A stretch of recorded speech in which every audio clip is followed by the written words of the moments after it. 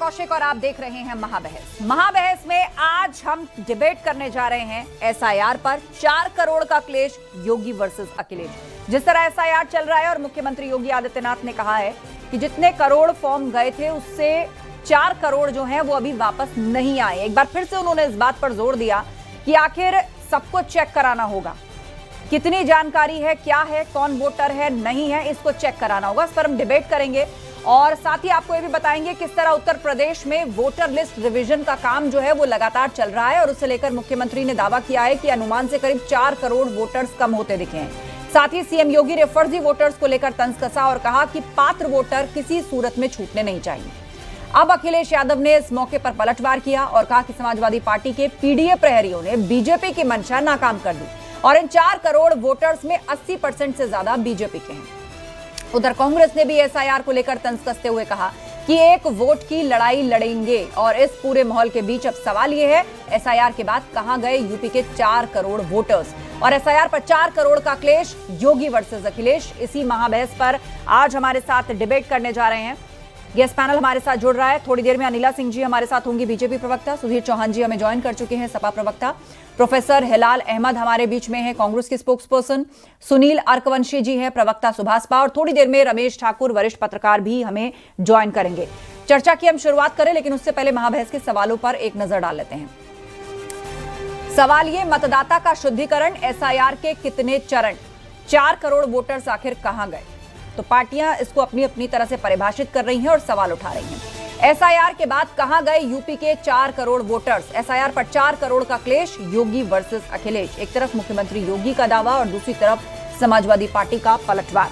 तो चलिए इसी पर डिबेट शुरू करते हैं और यही सवाल सबसे पहले सुधीर जी आप ही के पास, कहां गए वो 4 करोड़ वोटर्स? आप तो दावा कर रहे हैं कि आपके पीडीए प्रहरियों ने साजिश को नाकाम कर दिया है, इनमें से जितने वोटर कटे हैं वो सब भाजपा के थे।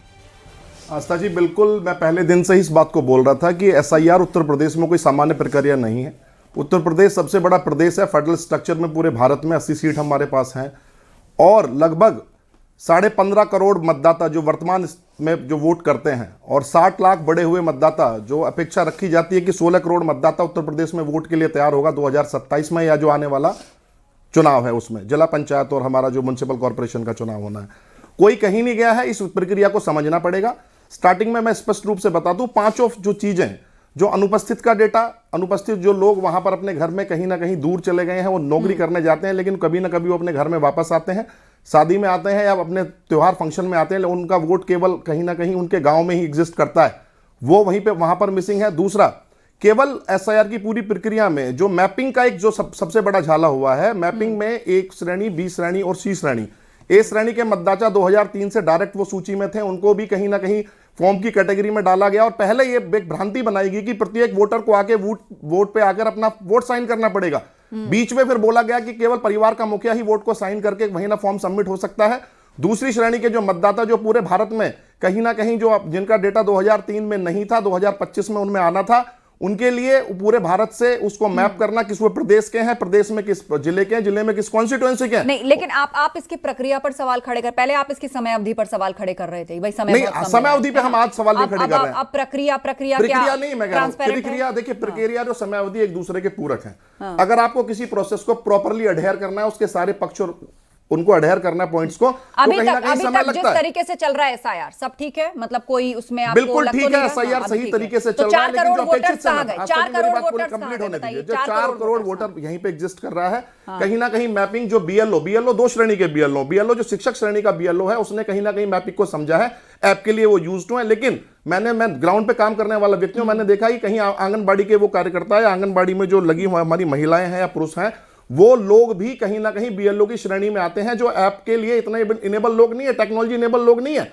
कहीं ना कहीं उनको समय लगा और लेकिन सरकार ने यह भी तो आश्वस्त किया है ना कि जो एलिजिबल वोटर है उसका नाम होना चाहिए, वो कटेगा नहीं। कैसा चाहिए और being a citizen, being a voter, लोग खुद भी चेक कर सकते हैं कि भाई मेरा वोट चेक कब करेंगे? स्कैनिंग के बाद चेक करेंगे, डेटाबेस में एंट्री जाने के बाद चेकिंग का प्रोसेस होता है, टेस्टिंग जब होती है जब डेटाबेस पूरा हो जाए। अभी यहाँ पे मैपिंग का प्रोसेस चल रहा है, कैटेगराइज प्रोसेस चल रहा है। और वो सबसे बड़ी जो परेशानी आने वाली है, स्टार्टिंग में जो इलेक्शन कमीशन की वेबसाइट पे जो सी कैटेगरी में, मैं कह रहा हूं ए कैटेगरी, बी कैटेगरी तो ठीक है, लेकिन जिन बीएलओ को नहीं कोई श्रेणी मिली है, स्टार्टिंग में इलेक्शन कमीशन की वेबसाइट में उत्तर प्रदेश में सी कैटेगरी में सबसे ज्यादा स्कैनिंग हो गई है। सी कैटेगरी वो कैटेगरी है जिसके अच्छा। लिए दोबारा से आपको कहीं ना कहीं आवेदन करना होगा या अपने डॉक्यूमेंट दिखाने मतलब होंगे। वो प्रक्रिया दोहरानी वो होगी। प्रक्रिया दोहरानी अच्छा, पड़ेगी ठीक है। आपको। तो ये जो तमाम संशय उठ रहे हैं, सुनील अरकवंशी जी हमारे बीच में, सुभाषपा के प्रवक्ता, लेकिन दूसरी तरफ सरकार आश्वस्त कर रही है कि एलिजिबल वोटर का नाम होगा लिस्ट में, वो आएगा ही और वो छूटना नहीं चाहिए, ये भी कहा है सरकार ने। देखिए आस्था जी, सबसे पहले मैं बता दूं, ये जो हंगामा जिस तरीके से बिहार से विपक्ष ने शुरू करने का काम किया था, वो हंगामा काम उत्तर प्रदेश में आने वाला नहीं है। जिस तरीके से लेकिन अब जनता तो ने प्रक्रिया बिहार पर में तो कोई नकारने सवाल नहीं है ना सुनील जी, वो तो ये मैं- कह रहे नहीं, हैं नहीं, कि भाई प्रक्रिया ट्रेन पे- स्टाफ इसको एग्जीक्यूट करे। उत्तर प्रदेश के मुख्यमंत्री जी के भैया बयान को आप हंगामा ना बोले। उन्होंने बहुत सेंसिटिव बयान दिया कि कोई मतदाता छूटना नहीं चाहिए, 4 करोड़ लोग अभी बाकी हैं। मैं आपकी भी बात का जवाब दे रहा हूं और आस्था जी की भी बात का जवाब दे रहा हूं। देखिए, जिस तरीके से बिहार में इन लोगों ने इस तरीके का हंगामा किया, आप बिल्कुल, आपकी जो प्रक्रिया थी, अभी तक आप लोग कहते थे कि समय कम है, समय देने का काम किया जाए, अधिकारियों और कार्यकर्ताओं के ऊपर जो है, जो काम में लगे हुए हैं, उनके पास समय इतना नहीं है, उनके ऊपर बोझ डाला जा रहा है, इस तरीके से काम कराया जा रहा है। तो समय बढ़ाने की मांग जो थी आपकी, वो भी मान ली गई है और समय बढ़ा दिया गया। मैं आपकी मांग को ही ठीक है, आप हंगामा कर रहे हैं। जो प्रदेश में जो एसआईआर है, वो पूरी तरीके से सही कार्य कर रहा है और सही चीजें को निकाल के लाया जा रहा है।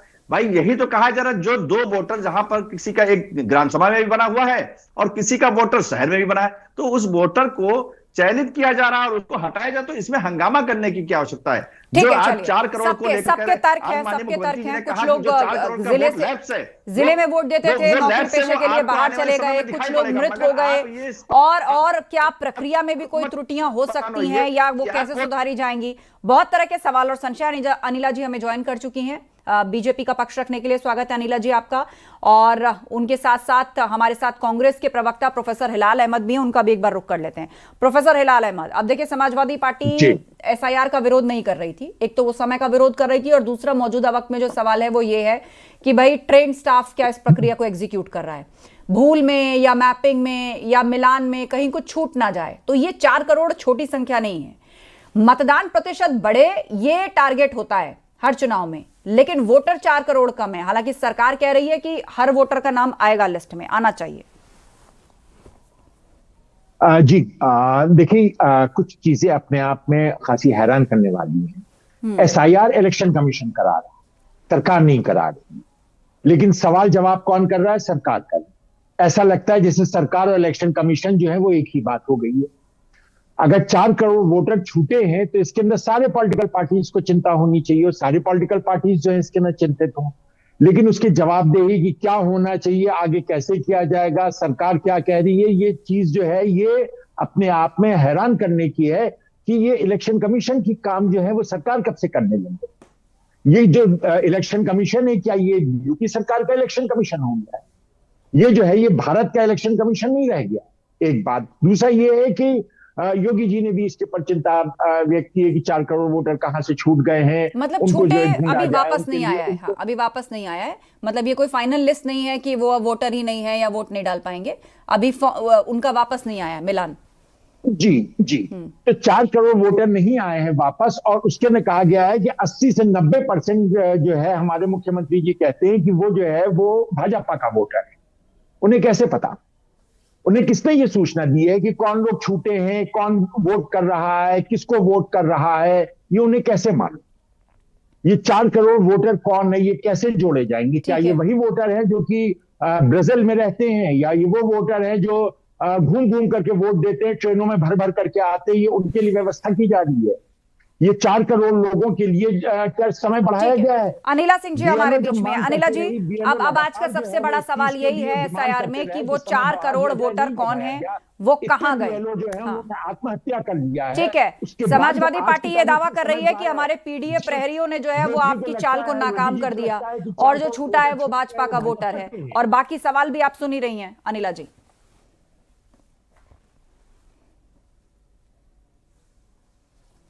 आपका ऑडियो शायद म्यूट है अनिला जी, एक बार अपनी तरफ से अनम्यूट कर लीजिए।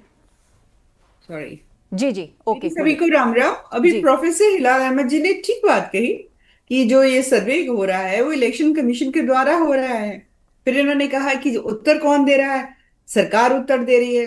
सरकार नहीं, मैं तो भारतीय जनता पार्टी की प्रवक्ता हूं। सरकार का कोई नुमाइंदा यहाँ पैनल पे नहीं है, पर ठीक है, मैं भी एक नागरिक हूं, मैं भी एक वोटर हूं, मैं भी उत्तर प्रदेश में रहती हूँ, मेरा भी अधिकार है वोट करने का। बात यहाँ पर ये नहीं है कि वोटर जो है किसको वोट कर रहा है, किस राजनीतिक दल को कर रहा है। हो सकता है कि कल वो सपा को कर रहा हो, आज वो भारतीय जनता पार्टी को करना हो। पर सबसे बड़ी बात यह है कि ये जो सर्वे हो रहा है उसके ऊपर विपक्ष को इतनी आपत्ति हो क्यों रही है। मैं आप कह रहे हैं कि भाई भारतीय जनता पार्टी की सरकार है और सरकार इसको सपोर्ट कर रही है, बिल्कुल सपोर्ट करेंगे अगर किसी भी तरीके से पारदर्शिता आ रही है और अगर छलनी अपना कार्य कर रही है कि जो इलीगल वोटर्स हैं उनके नाम कटने चाहिए, ठीक है, जो एलिजिबल नहीं है उनके नाम हटने चाहिए, तो उससे विपक्ष को क्यों इतनी ज्यादा परेशानी हो रही है।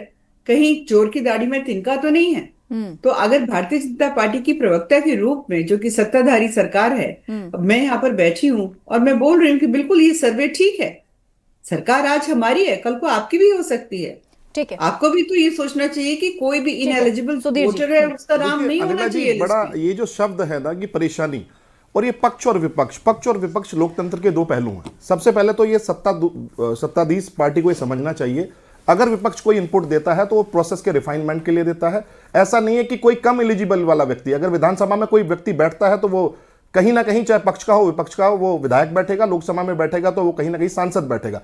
सबसे पहले तो आप इस बात को पॉजिटिव लेना शुरू करें कि अगर कोई रिफाइन की बात करता है, किसी प्रोसेस रिफाइनमेंट की बात करता है, देश में कोई राजनीतिक चर्चा चल रही है, राजनीतिक को इफेक्टिव करने वाला कोई प्रोसेस इलेक्शन कमीशन करा रहा है, तो उसमें अगर इनपुट को आप हल्ला बोलते हैं तो ये आपकी गलत मानसिकता है, इसको आप बदल दीजिए। दूसरी बात, आप बोल रहे हैं कि हमें कोई परेशानी नहीं है, लेकिन इस परफॉर्मेंस को कराने का जिम्मा किसके पास है? अगर 4 करोड़ लोगों की, 4 करोड़ वोटर्स की मैपिंग अभी सिस्टम में नहीं हो पाई है, तो क्या गवर्नमेंट एफिशिएंट नहीं है? जो ऑफिसर उन्होंने फील्ड पे डिप्लॉय किए हुए हैं, जो निर्वाचन अधिकारी डीएम वहां पे हैं, जो एसडीएम बैठे हुए हैं, तहसीलदार बैठे हुए हैं, पूरे तंत्र को कहीं ना कहीं वो जुटलाने की कोशिश करते हैं। कहीं ना कहीं फिर भी मैं कहता हूं, आपको प्रोसेस को पकड़ना पड़ेगा, नस को पकड़ना पड़ेगा, नब्ज को पकड़ना पड़ेगा। आपको ये मैपिंग करनी पड़ेगी कि परेशानी कहां आ रही है। हमें कोई प्रॉब्लम नहीं है, आपने बिल्कुल बहुत शब्द कहा, सरकारों का आना जाना, पक्ष विपक्ष सत्ता आना एक अलग विषय हो सकता है, लेकिन ग्राउंड लेवल। एक और चीज मैं आप ऐड कर दूं, यहां पे मैं आस्था जी आपको स्पष्ट कर दूं, अभी तो केवल 4 करोड़ मतदाता गायब है, लेकिन सी श्रेणी के मतदाता का अगर परसेंटेज, जिनसे आप क्वेश्चन करने वाले हैं या जिनसे आप जिनका डॉक्यूमेंट मांगने वाले हैं, अगर उसकी परसेंटेज आएंगे तो कम से कम वो 40% है। 40% सी कैटेगरी में डाल दिया कि जिसको कुछ भी समझ में नहीं आया, जिसका डॉक्यूमेंट समझ में नहीं आया, जो 20 श्रेणी में मैपिंग करने में कैपेबिलिटी नहीं है, जो डेटा को मैप करने का कैपेबल नहीं है, अनिला जी, सी श्रेणी में डाल दिया। इस पर जवाब फिर मैं रमेश ठाकुर जी का रुख करूंगी।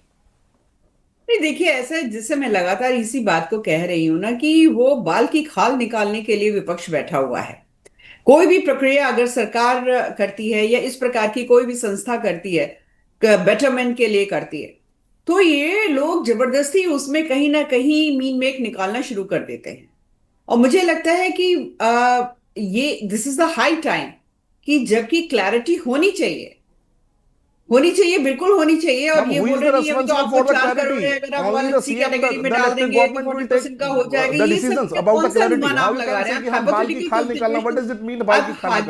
सिचुएशंस के बारे में डिस्कस क्यों कर रहे हैं साहब? क्या होता है? और कौन कहता है कि भैया आपका नाम, अगर आपको लगता है आप एलिजिबल वोटर है और आपके पास फॉर्म नहीं आया है, तो आपको पता है कि हर जगह सेंटर्स बने हुए हैं। That is a secondary process, कोई प्राइमरी ये नहीं कह प्रोसेस। सकता हर एक कि आदमी भाई को लाइन में क्यों लगा देना चाहते हैं? नाम काट दिया गया है या अनिला हमारे जी, वोटर लिस्ट देखिए, में नाम एक जो जो जबरदस्ती सिंपल हटाया प्रोसेस गया, है, ये कभी सब भी आप बेमतलब घुमावदार की प्रोसेस को propaganda कभी की भी बातें। पब्लिक के बीच में ना डालें, पब्लिक वहां कंफ्यूज हो जाता है। अगर आप नए वोटर्स की बात कर रहे हैं, वो प्रोसेस अभी आएगा, लेकिन जो वोटर 2003 की लिस्ट में है, जो बी कैटेगरी में जा सकता है, उसको सी में डालना, यानी जो आपकी जो भारतीय जनता पार्टी की एक आदत बन गई है कि जो सीधा सीधा प्रोसेस उसको अडेयर नहीं करना, कहीं लाइन में लगा देना लोगों को दोबारा ले जाके। सुधीर जी, रोहिंग्या बांग्लादेशी घुसपैठिए भी तो ढूंढने हैं ना। देखिए, अब वो कब से आके रह रहे हैं, कब से बस रहे हैं, कहां से उन्होंने कार्ड बनवा लिए, किसने बनवा लिए, कब से वोटर बन गए? ये भी 4 करोड़ क्या बांग्लादेशी हैं, तो फिर वो डिटेंशन सेंटर में जाएंगे कहां? 4 करोड़ लोगों को, 4 करोड़ जाहिर सी बातें नहीं होंगी, लेकिन अब किसने किसको किस कैटेगरी में डाला है, कौन केस है, ये तो 1 to 1 इंडिविजुअल वो ऑफिसर जान रहा है ना, जो ग्राउंड पे सबकी रिपोर्ट बना रहा है। लेकिन रिस्पांसिबिलिटी सरकार की है ना। अगर वो परफॉर्मेंस, यहां पर ट्रेनिंग की हम बात करते हैं, हमारे राष्ट्रीय अध्यक्ष जी पहले दिन से अखिलेश यादव जी इस बात को कह रहे हैं, कोई भी प्रोसेस है, हम ऑर्गेनाइजेशन में काम करते हैं, किसी ऑफिस में काम करते हैं, सबसे पहले ओरिएंटेशन होता है, प्रोजेक्ट की फिजिबिलिटी स्टडी होती है, फिजिबिलिटी में उसके टेक्निकल एस्पेक्ट को देखा जाता है, टेक्निकल के बाद उसको जब गो थ्रू में फाइनल फेज में भेजा जाता है। आपने टेस्टिंग करी नहीं, ओरिएंटेशन करा नहीं और डायरेक्ट इंप्लीमेंटेशन करे तो बैग और एरर आने का तो उसमें स्कोप रहेगा ही रहेगा। ये तो इंजीनियरिंग प्रोसेस है। सुनील अरकवंशी जी हमारे बीच में, सुभाषपा प्रवक्ता, वो कुछ कहना चाहते हैं। सुनील जी। देखिए, जिस तरीके से समाजवादी पार्टी के राष्ट्रीय अध्यक्ष जी एसआईआर का विरोध करते नजर आए, मगर फिर उसके बाद ही सबसे पहले एसआईआर का फॉर्म भरने का काम किया, तो ये दोहरी मानसिकता नहीं चलेगी। एक तरफ आप विरोध करने का काम करते हैं और ना तो आपको इलेक्शन कमीशन पर भरोसा है, ना तो आपको मतलब जो चुनाव प्रक्रिया है उस पर भरोसा है, और वहीं आपकी विधायक समाजवादी पार्टी की पल्लवी पटेल जी जाकर कहती कि मैं एसआईआर का फॉर्म नहीं भरूंगी। तो आप पहले अपने विधायकों से तय करवा लें कि इस काम को करना है या नहीं करना है। हमारे राष्ट्रीय अध्यक्ष फॉर्म भरने आपका सबसे बड़ा सवाल, ये था, अगर कहीं पर वोटर कार्ड कोई नाम कर रहा है तो आप गांव-गांव जाकर उन लोगों को समझाने का काम करिए।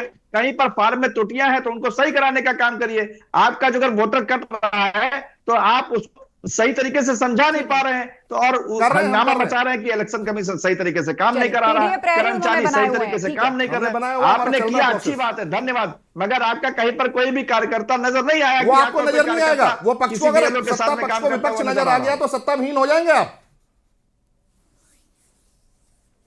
नहीं, बात यहाँ पर सत्ता पक्ष और उसकी है ही नहीं। आप कभी कहते हैं कि सत्ता काम करा रही है, कभी कहते हैं बीजेपी काम करा रही है। अच्छा, मुख्यमंत्री योगी आदित्यनाथ जी क्या वो समाजवादी के मुख्यमंत्री हैं? उनका कंसर्न है, अखिलेश जी का कंसर्न नहीं है। 4 करोड़ लोग गए में और एक सबसे बड़ा कंसर्न उन्होंने बोला। रमेश ठाकुर जी हमारे बीच में, वरिष्ठ पत्रकार, मैं उनका रुख कर लेती हूँ, वो अभी तक अपनी बात नहीं रख पाए। रमेश ठाकुर जी, अब सवाल ये है कि ये जो पूरी एसआईआर की एक्सरसाइज चल रही है, इसकी जिम्मेदारी देखिए जो ली गई है, इलेक्शन कमीशन कंडक्ट करवा रहा है, लेकिन उसके साथ साथ पॉलिटिकल पार्टीज की भी अपनी अपनी जिम्मेदारी है। वो भी इस पर नजर रख रहे हैं कि भाई हमारा वोट ना कट जाए या हमारा वोटर ना चला जाए, किसको किस कैटेगरी में डाल दिया जाए, बहुत सारे सवाल हैं।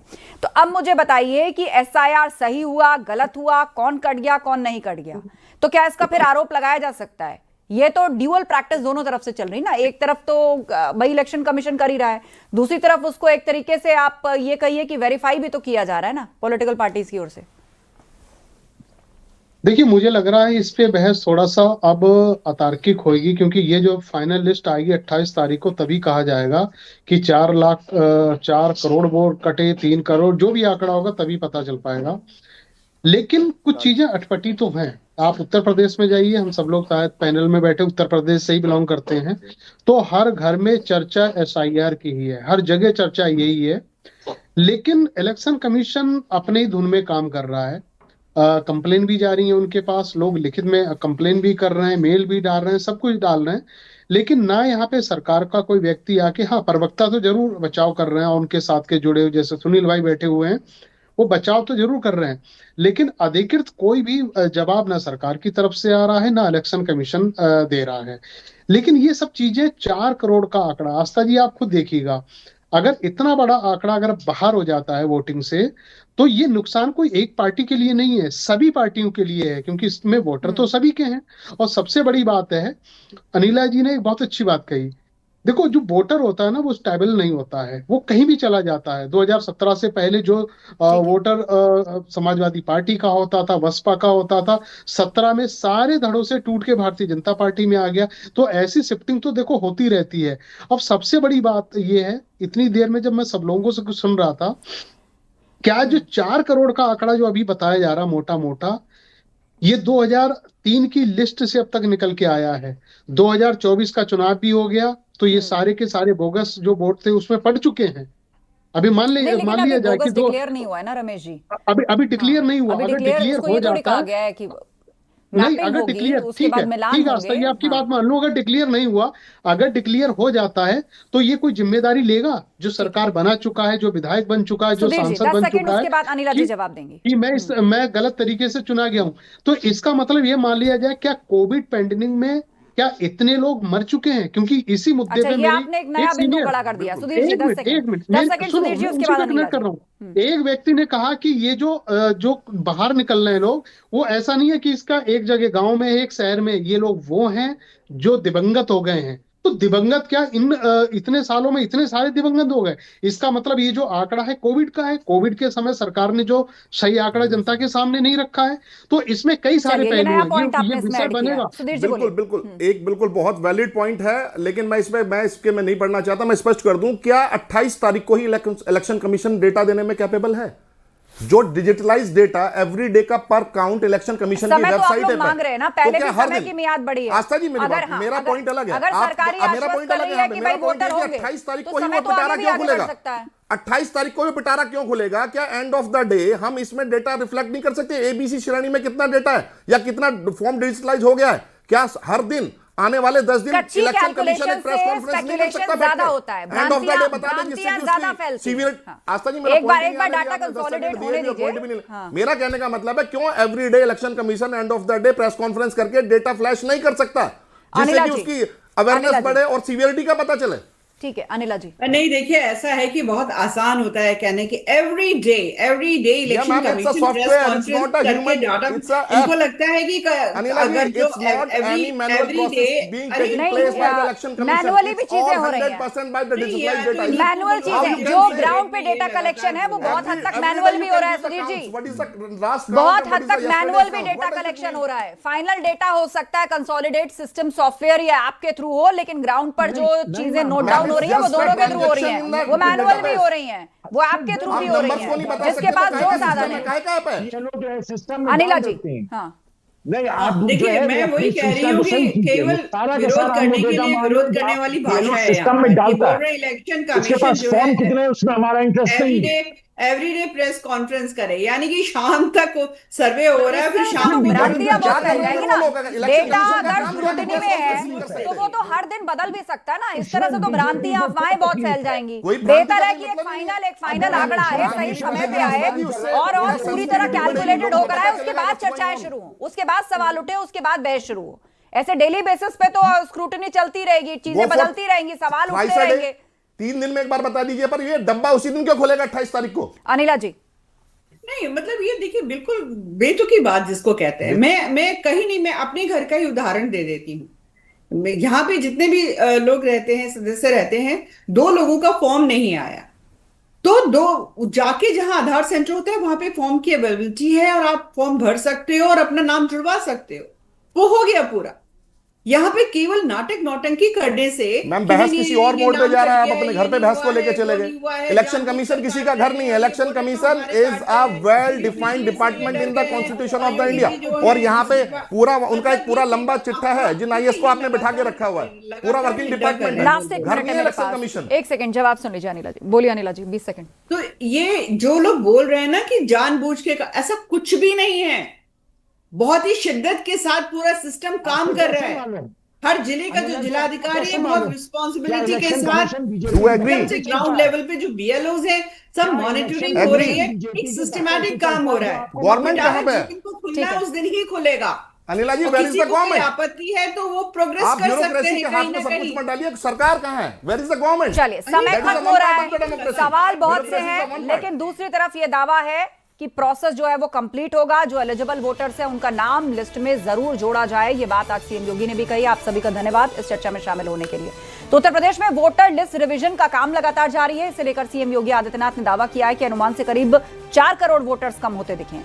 साथ ही उन्होंने फर्जी वोटर्स को लेकर तंज भी कसा और कहा कि पात्र वोटर किसी भी सूरत में नहीं छूटने चाहिए।